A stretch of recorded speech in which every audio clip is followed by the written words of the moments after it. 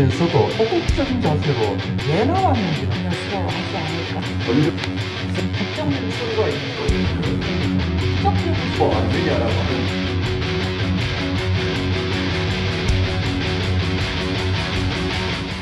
여러분 안녕하십니까.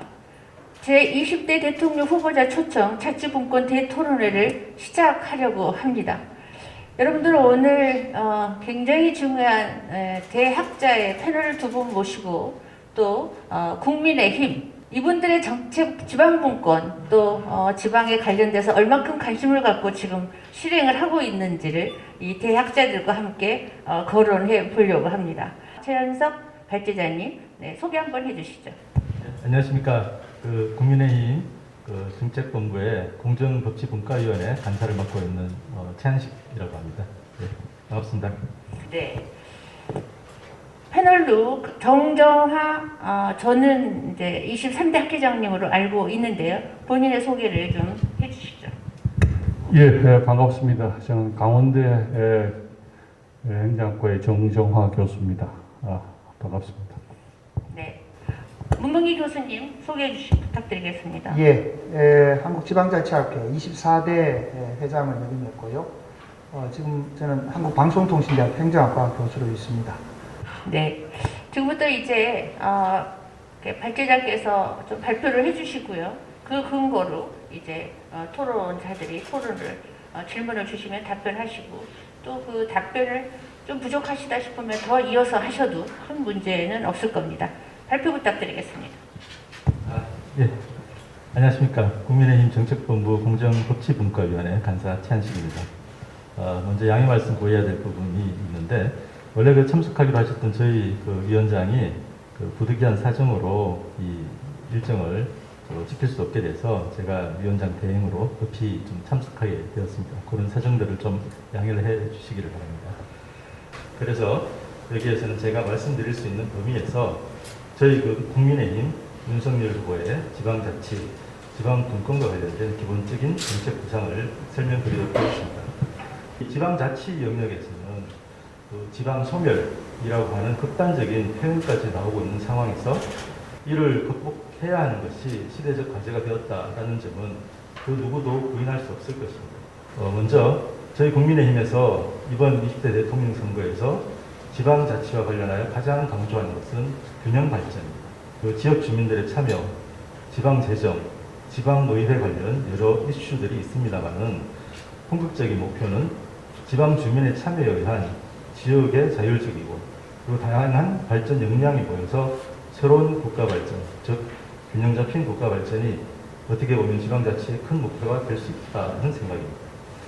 저희 국민의힘에서는 골고루 잘 사는 대한민국이라는 모토 아래 권역별 특화 첨단 미래산업 육성, 그리고 중부권의 신산업벨트를 구축, 그리고 신공항 조기 건설 및 연계 교통망 확충, 해양산업 육성 및 글로벌 항만 육성, 영호남의 동서 연결 교통망 구축, 그리고 2기 GTX 같은 수도권 광역 교통망 확대 및 정주 여건 개선과 같은 지역의 생존 기반과 관련된 정책을 주요 공약으로 구성하였습니다. 이를 통해서 지방 소멸이라고 하는 국민적 우려를 해소하고자 하는 것입니다. 저희 후보는 지역 불균형이 상당히 심화되어 있다 이렇게 보고 있습니다.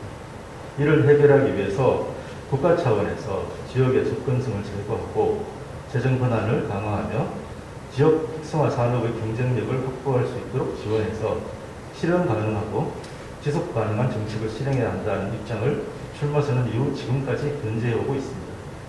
지방 발전에 있어서 또 하나의 중요한 지점은 지역 인재, 지역 청년들의 유출을 방지해야 한다는 것입니다. 어떻게 보면 이 부분이 현재로서는 가장 핵심적인 사항이 될 것 같습니다. 저희 후보는 각 지역에서 상대적으로 비교 우위에 있는 산업들을 집중적으로 지원을 해서 지역 거점 산업으로 자리 잡을 수 있도록 하고 여기에 지역대학이 중요한 한 축을 담당할 수 있도록 직원부자 연계성을 강화하면 이 과정에서 지역 인재들이 그 지역으로 흡수될 수 있을 것이라 생각하고 있습니다. 이를 통해서 청년들이 지역 발전에 기여할 수 있도록 하자고 강조하고 있습니다. 무엇보다 지역의 대학에서 유능한 인재를 확보하는 것이 중요한데 그러자면 그 인재들이 그 졸업 후 그 지역에서 좋은 일자리를 가지거나 또는 적극적으로 스타트업에 진출하거나 해야 되는데 이는 지역에 좋은 기업이 있다는 전제가 있어야 합니다. 그 좋은 기업을 지방에 유치하거나 또는 좋은 기업을 설립하거나 이런 결과를 낳기 위해서는 그 지방 분권이 뒷받침이 되어야 한다는 입장입니다. 결국 이 균형발전은 산업, 즉 기업이 없이는 지방도 없다. 이러한 생각으로 이 부분에 중점을 두고자 합니다.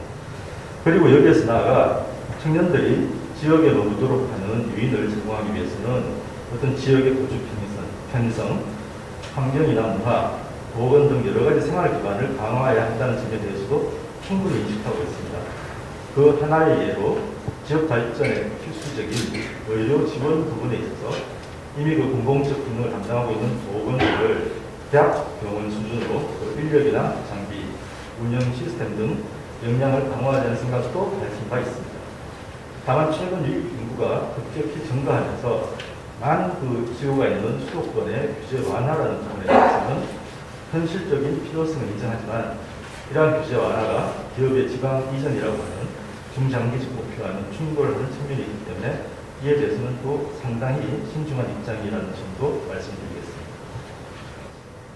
지방 분권을 강화하기 위해서 개헌을 해야 한다는 논의가 많은 것으로 알고 있습니다. 저희 후보의 기본 입장은 되도록이면 기존의 법 체계 속에서 실현 가능한 개혁을 추진하는 것이 바람직하다는 입장입니다. 어떤 특정 정책 목표를 위해 개헌을 추진하다 보면 이 개헌 자체에 몰입하여 정책의 방향성을 잃게 될 우려가 있기 때문입니다. 어떻게 보면 개혁이라는 것이 제도적 측면도 있지만 구성원의 의지라는 측면도 강하기 때문에 무엇보다 이해관계인이나 전문가 대충의 합의를 이루고 여기에서 나아가 국민적 합의가 있다면 헌법적 차원의 개혁 부분도 논의가 가능하지 않을까 하는 생각입니다. 저희 후보는 프랑스식 지방분권 모델을 하나의 기준으로 볼 수 있지 않을까 이렇게 생각하고 있습니다. 아마도 중앙집권적 국가 체계 아래에서 그 지방분권을 이루어낸 모델이라는 점에서 미국의 지방분권보다는 우리나라에 더 적합하다 하는 생각인 것으로 이해하고 있습니다. 여기에서 기왕의 개헌이 논의될 필요가 있다면 그 의회에서 지역 대표성을 강화하는 방안으로 양원제라는 것도 협상에 개입을 해볼 수 있다고 생각하고 있습니다. 이러한 제도적 개혁에 대해서는 상당히 폭넓은 지원적 태도라고 생각하시면 될 것 같습니다. 지방자치에서 빼놓을 수 없는 부분이 재정의 굳건한 문제입니다. 여기에 대해서는 국세와 지방세의 비율을 정량화해 정하자는 논의가 있고 일부 정당에서 6대4 정도를 목표로 제시하기로 한 것으로 알고 있습니다. 또한 지방소비세를 인상하거나 교부율을 상향하자는 주장도 있는 것으로 알고 있습니다. 저희 후보의 입장은 이러한 비율을 획일적으로 조정하는 부분에 대해서는 조금 부정적입니다. 왜냐하면 이 경우에 당연히 지역 세수의 불균형이 발생할 수밖에 없는데 이러한 문제에 대한 보완책이 없는 상황에서 이러한 비율만 정한다고 문제가 해결되지는 않을 것이라는 생각 때문입니다. 사실 이 부분만큼 어려운 문제는 없을 것 같습니다. 불균형의 해결을 위해 재정 보전 장치를 중앙정부에서 적극적으로 시행하여야 한다는 것이 후보의 입장입니다. 대체로 지금까지 설명드린 것이 저희 국민의힘 윤석열 대통령 후보의 지방분권 관련 지혜라고 할 수 있겠습니다.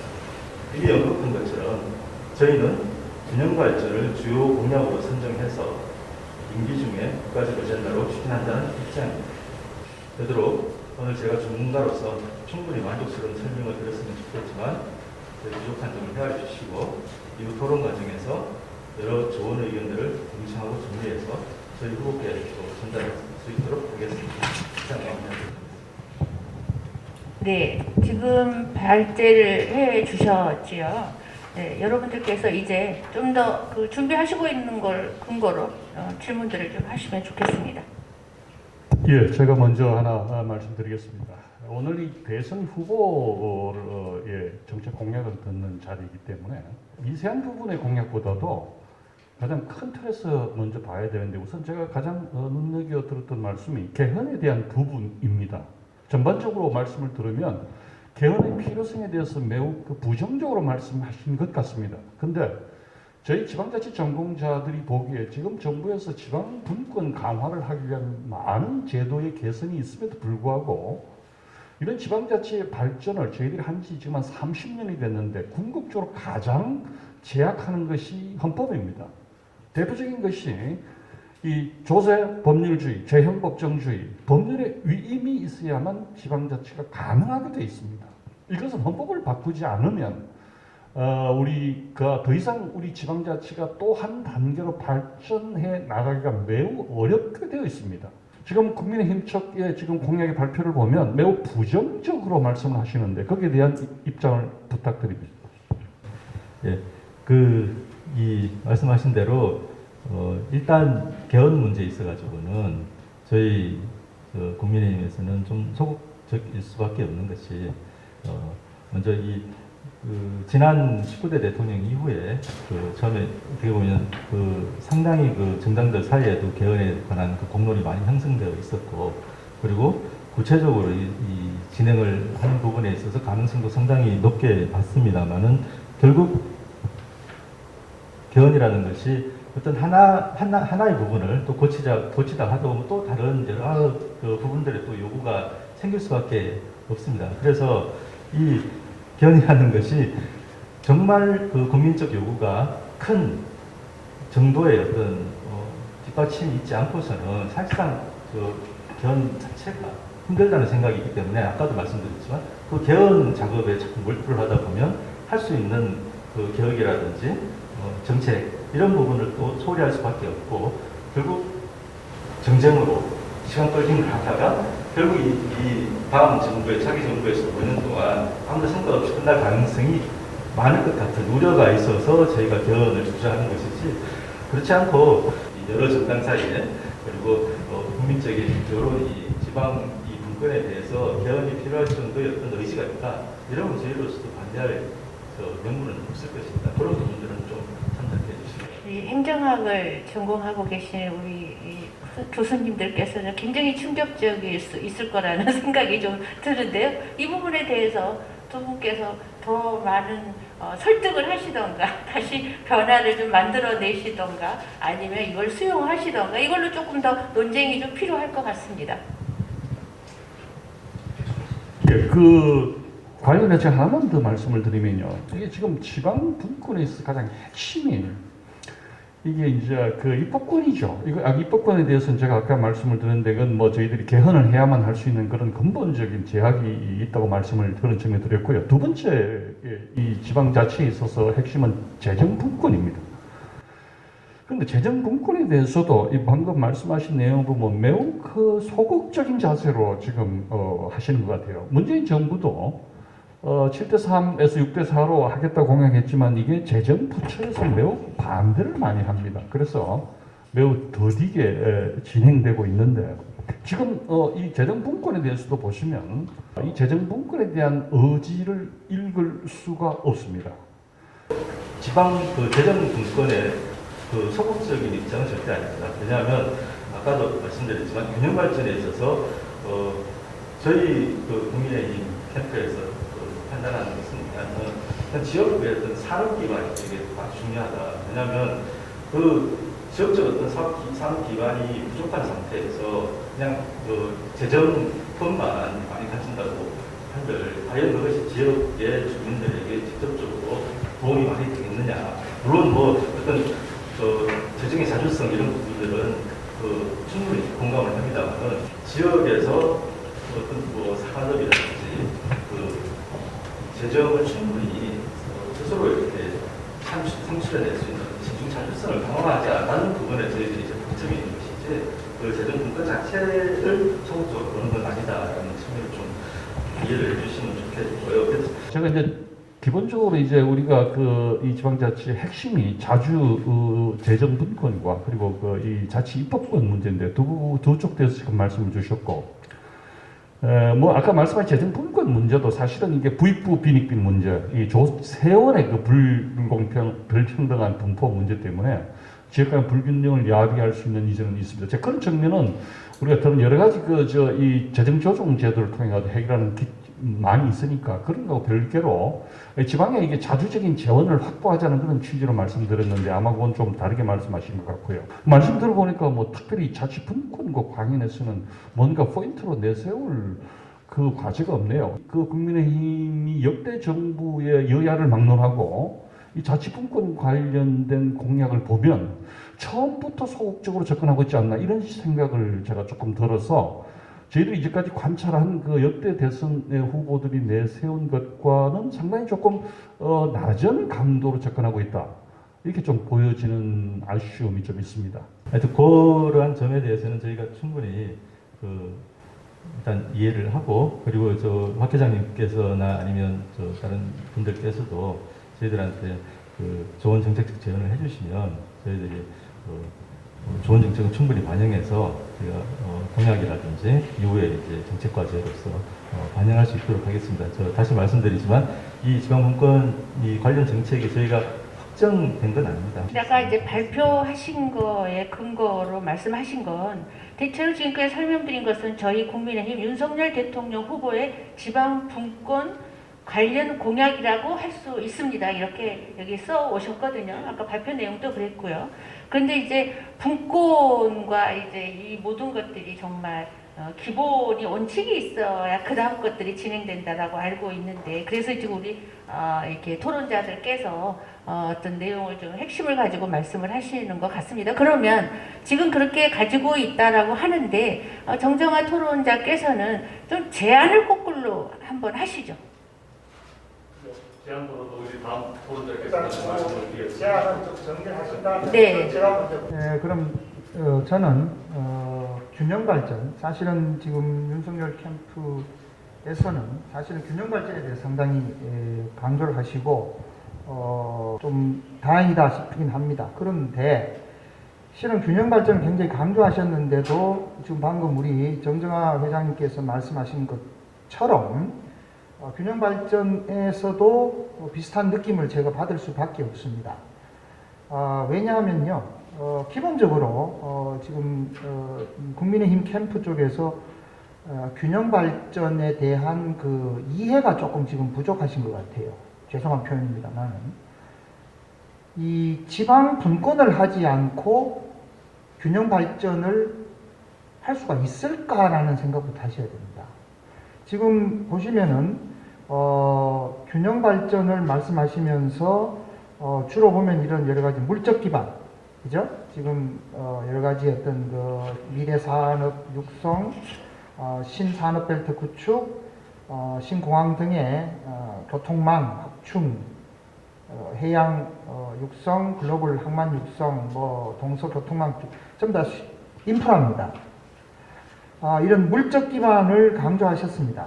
그러니까 잘 살 수 있도록 인프라를 구축해주고 기업을 유치하고 대학을 활성화하면 되는 거 아니냐라고 생각하는데 그게 그렇게 쉽지 않다. 그런 식으로 해서 됐으면 벌써 역대 정권에서 문제 다 해결했습니다. 처음에 이 발표하신 말씀처럼 지방 소멸이라는 것이 왜 나왔는지 한번 생각해 보십시오. 교통망이 뚫리면요, 오히려 블랙홀 효과에 의해서 지방이 더 약화됩니다. 인프라가 강화되면요, 국가 전체적으로 발전할지 모르지만 지방은 오히려 더 약화됩니다. 지역 인재를 지역 기업에서 수용할 수 있을까요?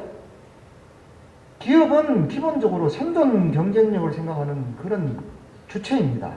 그런데 그 지역에서 양성되는 인재가 그 지역 특화 산업의 거점 산업에 꼭 충족된다고 어떻게 확답할 수 있습니까? 그러면 당연히 전 국가적으로 심지어는 세계적으로 유능한 인재가 있으면 흡수해서 그 산업이 발전해야 됩니다. 어느 쪽을 원하시는 겁니까? 그래서 지금 이런 저희들의 이제 학회에서 차원에서 어떤 그런 꼭 특정 개인이 아니고 이 지방자치 또는 지방분권을 공부한 저희 전문가 집단 차원에서 이렇게 걱정을 하는 겁니다. 어떻게 보십니까? 이런 가장 제가 요약해서 말씀드릴게요. 골고루 잘 사는 대한민국과 분권 또는 균형 발전이 양립된다고 생각하십니까? 지역이 분화되면요, 분화될수록 편차가 심해질 수밖에 없습니다. 그거는 동서고금을 막론한 자연스러운 현상입니다. 지금 이런 게 문자가 왔습니다. 댓글이 달렸는데 정정화 교수님 말씀을 참 잘 하시네요. 국민의힘이 다양한 자치분권 공약을 제안하면 좋겠습니다.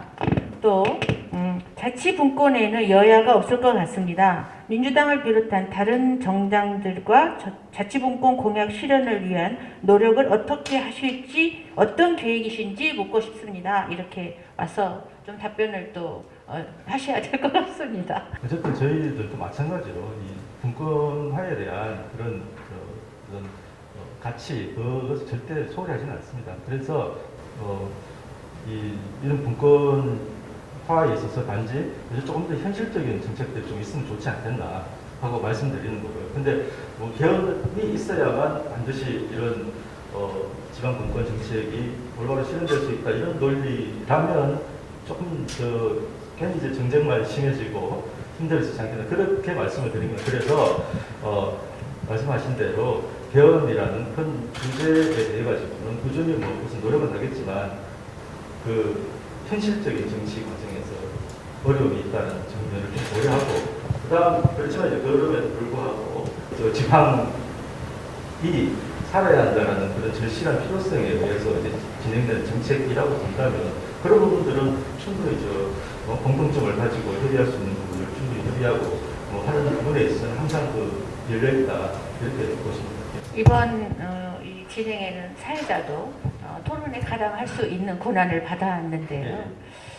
이제 30년 된 그 헌법이 지금 바꾸는 것에 대해서 조금 더 긍정적이지 않는다면 대한민국 미래 발전에 얼만큼 기여를 할 수 있는 국민의 힘일까, 이런 생각이, 왜냐하면 제가 30년 된 옷을 절대 입을 수 없지 않겠습니까?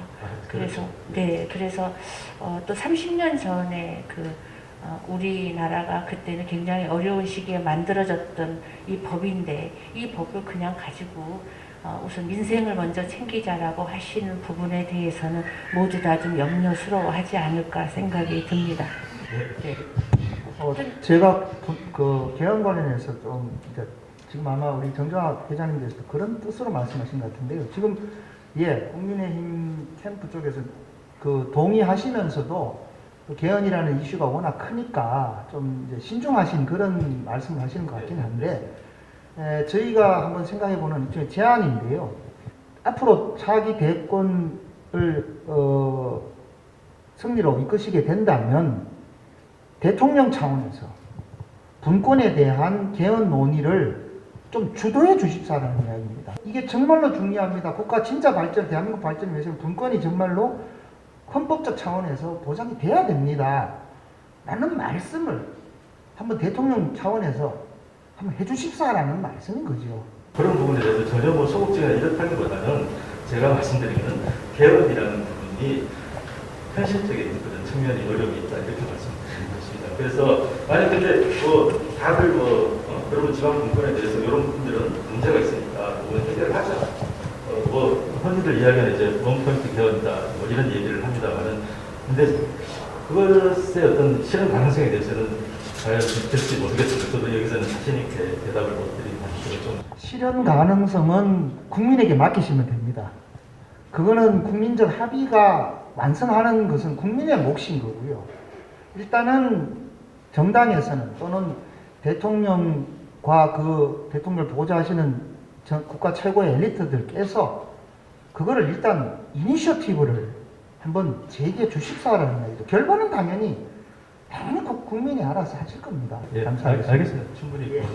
아까 댓글에서 어떻게 해나갈 계획이십니까 했는데, 같이 함께 사당과 열심히 하시겠다라는 답변이신가요? 어떤 정책이든 국민들이 원하고 또 지방 분권에 있어서도 주민들이 바라는 정책은 당연히 협조하고 공동 목표를 향해서 협조하는 것이죠. 네. 당연하다고 생각하시는데, 우리 정정화 토론자께서 뭔가 이렇게 열정이 확 식은 그 표정과 눈빛을 하고 있으시니 이 사회자가 아주 진행하기가 갑자기 힘들어질 것 같습니다. 또 다시 한번 서로 제안을 하시는 네, 중이니까요. 이제 자치분권의 과제라는 게 아주 디테일하고 현장에서 해야 될 부분이 있고요. 대선 국민 대통령도 풀어줘야 될 부분이 있기 때문에 지금 그런 얘기가 나오는 거예요. 왜냐하면 뭐 다른 것들은 아까 디테일한 부분들은 대통령의 어젠다로 들어가기 어렵습니다. 아까 말씀드린 대통령의 어젠다에서 왜 기원이 나오냐 그러면 현재 시점에서 지방자치를 가로막는 결정적인 제도적 요인이 뭔가라는 것을 저희 학자들이 공부했을 때 두 가지라는 거죠. 하나는 자치 입법권을 제약하는 헌법. 헌법에서 이게 규정을 풀지 않으면 더 이상 조례라든가 이게 자치 입법을 통해서 하기는 어려운 부분이 너무 많다는 인식이고요. 그 다음 두 번째가 이제 자치 재정권입니다. 이건 저희들이 지방자치가 제대로 하기 위해서는 적어도 6대4 정도의 이게 국세와 지방세 비율이 돼야만 이게 뭔가 지역에서 해볼 수 있는 여지가 있지 않겠냐는 것이 자치 선진국의 전반적인 추세이기 때문에 우리도 추세로 가자는 측면에서 말씀드리고 뭐 토론 시간이 임박해서 꼭 이게 현안된 이슈 하나만 조금 국민의힘 입장을 좀 듣고 싶습니다. 오늘 그 정부에서 그 이 의견 수렴 절차에 들어간 건데 우리 지방자치법 개정 중에서 획기적인 몇 개가 있는데 그 중에 하나가 지방정부의 기관 구성 다양화입니다. 이걸 이제 행정안전부에서 지금 여러 가지 제안을 냈는데 그 중에 세 가지가 하나는 지방의회 의원들이 단체장을 추천하는 거죠. 외국의 소위 책임행정관 제도라는 유럽에서 많이 하고 있습니다. 미국에도 하고 있고. 그 다음 의원들이 단체장을 겸하는 것도 있습니다. 두 가지. 그 다음 세 번째가 단체장의 권한을 굉장히 축소하는 안. 이 세 가지를 지금 행안부에서 안을 놓고 의견 수렴하는 과정인데요. 이 기관 구성 다양화에 대해서는 우리 국민의힘의 입장은 어떻습니까? 예, 구체적으로 뭐 저희 정책본부 차원에서 이런 부분들에 대해 가지고 논의된 바는 없고 아마 저도 이 내용에 대해 가지고 잠깐 보기는 했었습니다. 근데 충분히 이제 좀 더 생각을 해가지고 좀 의사 결정을 해야 될 부분인 것 같고요. 근데 마침 그 말씀을 하셨으니까 저희가 좀 더 긍정적으로 그 부분을 한번 논의를 진행할 수 있도록 좀 하겠습니다. 제가 저 공약을 보면 지금 중에 핵심적으로 두 가지가 빠져 있어요. 첫 번째는 자치경찰제 문제입니다. 잘 아시겠지만 지금 이게 원래는 시군구 단위로 하다가 지금 광역경찰로 지금 넘어갔는데 이 배경은 일단 자치경찰이라는 걸 시작해보자는데 의미를 두고 시작했습니다. 그러나 지금 문제가 굉장히 많이 있습니다. 언젠가는 손을 봐야 됩니다. 그래서 자치경찰제를 어떻게 개선할 것인가에 대한 것도 상당히 지방자치분권 영역에서 중요한 이슈입니다. 여기는 전혀 말씀이 없어서 거기에 대한 입장하고요. 또 하나는 더 민감한 문제입니다. 이 교육자치와 일반자치의 통합에 대한 입장이 어떠신지, 캠프 내에서 논의가 되셨는지, 아니면 뭐 이건 우리가 이번에서 나는 다루지 않기로 하셨다는 건지 좀 입장을 듣고 싶습니다. 먼저 그 교육자치, 일반자치 문제에 관해서는 논의가 안 되는 것은 아니고요. 아직까지 저희들이 어떤 좀 숙성된 결론을 좀 못 내고 있다. 그렇게 좀 양해를 해주시고, 그리고 첫 물어보셨던 자치경찰제 문제는 저희들이 이제 검경 수사권 조정 문제하고 같이 진행이 되면서 이제 자치경찰제도 실행되고 있는데 완전한 자치경찰제를 실현을 해야 된다, 이런 필요성에 대해서는 인식을 하고 있습니다. 근데 그런 부분에 대해서는 저희가 계속 논의를 하고 있어서 점차 좀 더 구체적인 그 안이 나올 수 있지 않을까, 그렇게 생각을 하고 있습니다. 자치경찰 관련해서 아마 제가 조금 보완 설명이라고 할까요? 또는 의견을 좀 듣고 싶은 부분이, 지금 사실은 경찰을 자치경찰과 국가경찰로 나누려고 하는 그 이유가 소위 말해 치안 관련되는 거는 제가 한마디로 간단히 말씀드리면 그건 국가경찰 하는 게 맞습니다. 근데 생활안전과 관련되는 일들이 엄청나게 많습니다. 너무너무 많은 일들이 사실은 경찰서가 지금 다 하고 있어요. 생활안전과 관련되는 것들. 근데 그 생활안전을 왜 굳이 중앙경찰이 해야 됩니까? 그거를 지방경찰이 해주면 좋겠다라는 거예요. 그렇게 과감하게 잘라내라는 겁니다. 그리고 그 지방경찰 업무로 분류된 것에 대해서는 지방의회라든지 지방자치단체장이 직할할 수 있는 그런 권한을 그렇게 과감하게 좀 주라라는 말씀입니다. 어떻게 생각하십니까? 이제 지방에서 발생하는 사안들에 대해 가지고는 기본적으로 자치경찰이 해결하는 것이 맞다라는 것이 큰 취지에 저는 적극 동감하고 있습니다. 관련해서 더 질문이나 제안 있으십니까? 그거 말고 다른 제가 균형발전 관련해서 많이 질문을 드리겠습니다. 네. 마지막으로 제가 청년 문제 하나 다뤄주기를 지금 청년 문제요. 시간이 사실은 흘렀는데. 연결해서 제가 말씀드리겠습니다. 아까 균형발전 이야기하시면서 지역 인재도 말씀하시고요. 그런 지역 청년들의 유출을 방지하고 그러기 위해서는 지역 우위 산업을 집중적으로 지원한다, 지역 거점 산업을 한다 이렇게 말씀하시면서 각 지방마다 어떤 그런 거점 그걸 만든다고 하셨는데 사실은 저희 지금 자치학회 여러 학자들이 이야기한 게 바로 사실은 지금 역대 정권이 지방마다 다 거점 산업이 다 있습니다. 처음에는 정말 이렇게 아까 표현대로 정말 선택과 집중을 해서 이렇게 해줬습니다. 그랬더니 옆에서 왜 저기만 하냐, 우리도 하나 달라고. 그러다 보니 지금 전국이 다 있습니다. 동서남북 뭐 도로 다른 걸 말할 것도 없고요. 심지어는 군 단위로도 보면 거기 다 하나씩 있습니다. 그럼 무슨 그게 지역 거점입니까? 자, 그런 차원에서 저희가 사실은 그동안에 지방 분권 또는 균형 발전 관련해서 하나 중요한 이슈가 초광역으로 가자는 이야기를 하고 있습니다. 이제는 정말 전국을 정말 거점 큰 정말 초광역으로 이렇게 한 4개나 5개로 이렇게 뚝뚝 잘라가지고 전라남북도가 다 합쳐지는 거고 경상남북도가 다 합쳐지면 예를 들면 이런 식입니다. 그렇게 해야만이 그 안에서 어느 정도 인재가 이동할 수 있어야 되거든요. 그런 식의 현실적인 지역 거점 또는 지역 인재 또는 청년 창업이 저는 청년 취업 문제 해결이 가능할 것 같은데 어떻게 생각하십니까? 저 아까 전에 제가 거점 사업 이런 말씀드리면서도 같은 취지에서 사실 말씀을 드린 겁니다. 네, 그래서 어느 정도의 기반 시설이 들어오고 충분한 수요층을 형성하기 위해서는 그런 메가시티라고 해야 되나요? 그런 규모의 도시가 어떤 지역별로 어느 정도 형성이 되어야지 이 균형 발전이라는 전제가 달성되지 않나. 아까도 말씀드렸지만 지금과 같이 도로망이 발달하고 교통망도 마찬가지로 발달한 현실에서 어떤 시군구 자체적으로 생존한다는 것은 사실 불가능에 가깝다는 것을 인식을 하고 있습니다. 그래서 말씀하신 그런 발전 전략이 상당히 유효하다고 생각하고 있고요. 이제 마지막으로 우리 최현식 대통령 후보를 대신해서 오신 분께서 마무리 말씀을 좀 듣겠습니다. 답변과 함께. 하여튼 두 분 모두 양쪽 다 아주 좋은 말씀을 해주셨고 정책적으로도 정말 새겨드려야 할 부분들이 많은 것 같습니다. 오해의 여지가 있을지 모르겠지만 저희 윤석열 후보는 이 지방 분권에 대해서 절대 이제 중앙 집권적 사고를 가지고 있지는 않다. 개방적인 사고를 가지고 있다. 이렇게 말씀을 드리고 분권에 대한 의지도 강하십니다. 그런데 다만 현실에 대한 인식과 어떤 목표를 달성하는 정책 수단이라는 측면에서 어떤 것이 적합한지 그런 부분에 대해서 많이 고민을 하고 있다. 이렇게 말씀드리겠습니다. 하지만 오늘 말씀해 주신 분들에 대해서는 충분히 반영을 해서 최대한 정책이